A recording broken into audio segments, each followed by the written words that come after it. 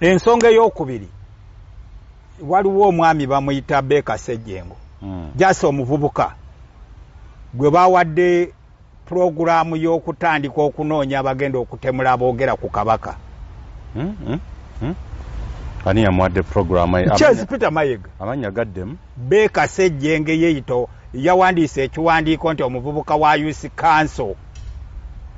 Mukulu Beka Ssejjengo ebimu sigenda kulumba nnyo naye njagala okugamba ebigambo bibiri.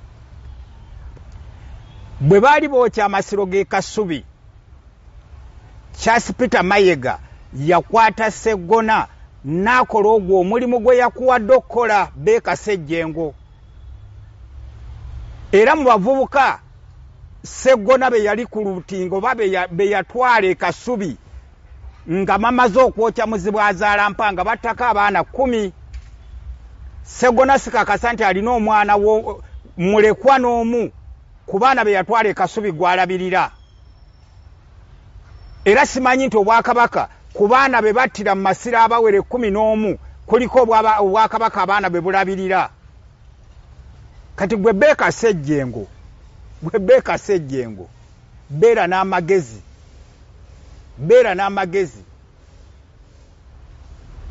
Ssaabasajja Kabaka yadde akubuuza ettaka ly'e Munyonyo oyasamye nga kyana kya kinyonyi. Njagala okuwa ekigambo ekyokubiri. Ddayo owulirize ebigambo bya Ssekabembe bye yayogera mu Lutikko e Namirembe. N'agamba tukooye abantu abeeyisa nga sseddume z'embwa ng'ayogera ku Charles Peter Mayiga mu Lutikko e Namirembe.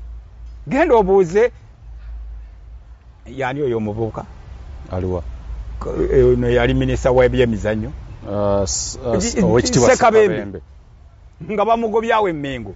Naye Mayiga yamukozesa okwonoona ebibiina by'abavubuka ba Buganda ebyankobazambogo, n'akwata abavubuka ba Buganda n'abasiba mu makomera nga yani oyo erinnya ligenda Ssekabembe ng'alowooza w'amaanyi nnyo. Kati gwe Ssejjengo tonatuuka ku Ssekabembe. Bw'oba oyagala gw'osobola owookubiri okubuuza buuza Kiwalabye Male akubuulire Mayiga omutegeere. Gwe bw'oba olowooza nti n'ogenda kukunga abavubuka abagenda okutemula abantu, gwe Beka Ssejjengo gwe mpiikinze interest mu kintu ddamu osonge mu muntu olugalo. Mwami Njuki, mpiikinze interest mu kintu kino. Beka Ssejjengo yaani? Ali awo yeeyita simanya ssentebe w'abavubuka ba Buganda nti guno omulembe Kabaka yagutukwasa. Bw'oba totegeera tuula osirike.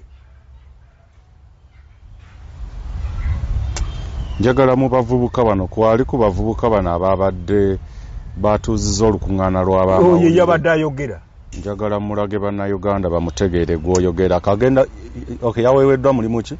Ogw'okunoonya abavubuka abagenda kuba ebyo era bye baakola nga tugenze ku lubiri bwe baatukubira ne batutwala ku Odi Kampala. Yali omu ku bo. Ate ekyo kyalimu Charles Peter Mayiga, Jebbi Walusimbi, Nakirembeka Waligo ne Yinginiya Kayima Ssaabalangira.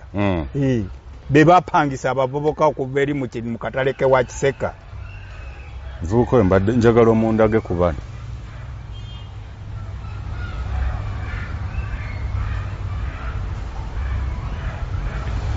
Njagala mulaga abantu bamutegeere bulungi.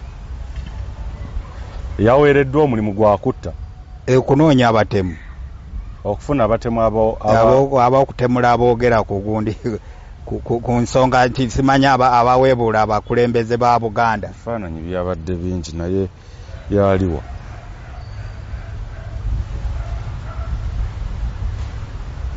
Ono ye Beka Ssejjengo.